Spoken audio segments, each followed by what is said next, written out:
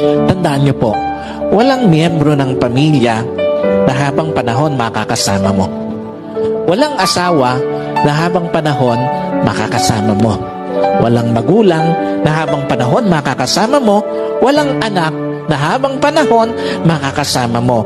And at the same time, wala din namang kapatid na habang panahon makakasama mo. Meron lang itinakdang panahon ang Diyos para makasama sila sa buhay mo.